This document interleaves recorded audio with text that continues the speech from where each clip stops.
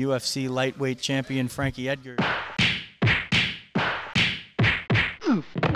This is Frankie Edgar, and you're watching MMADiehards.com. So we're about, I guess, a little bit more than a month out before your fight with BJ Penn. That's the first defense of your title and a rematch. How's all the training and all that good stuff going? Yeah, training's been going great, man. You know, just a little under 5 weeks out, so just focusing in on the attack plan. You bring in a secret weapon here. We pop in, usual Tuesday at Almeida's, and all of a sudden you got Ross Pearson to play with today. Yeah, Ricardo invited him down here. They hooked up about a month ago in Vegas, invited him to come train. So, he's going with Phil's. Henzo's coming down here. So it's just great, man, to get the high caliber athlete to train with. Timing's perfect. What was it like to circle in with a partner like that? And did he give you anything a little bit different than you've seen before today? Yeah, it's always good to get a different body, different outlook. So he competes in UFC, so it's good to go against guys that are fighting the same guys you are. So we have a lot of good guys around us, so it's just good to have another one. You're being underestimated again. Everybody thinks that BJ's the favorite, even though you're the champ now. Does that enter into your mindset? Or I know you're pretty even keel guy. Does that ever come up? Use it as motivation?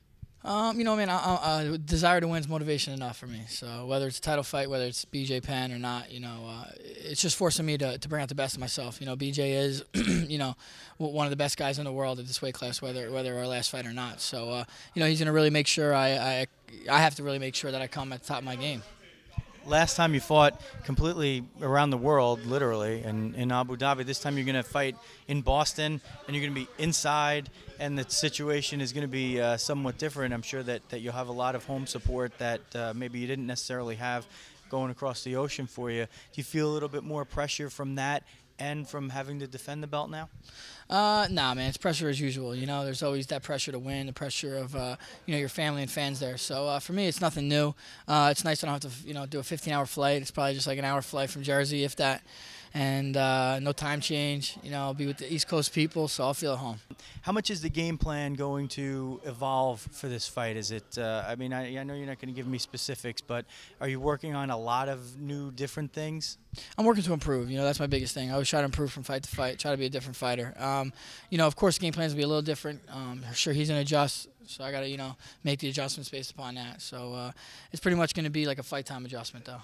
Tell us a little bit about these few months that you've gotten adjusted to being back home and being the champion. A lot more demands on your time for things like this interview and radio shows and appearances, endorsements. How are you adjusting to that part of it outside of the cage? I'm lucky I have really good management. Sherry Spencer's my manager for almost a year now, so, I really don't have to handle that too much stuff. She handles it, tells me what to do, and I do it. Obviously there are more demands on interviews and whatnot, but, I'm welcoming it. So it's part of being a champ. It's something you have to do, and so hopefully I get used to it. Hopefully I have to do this for a while.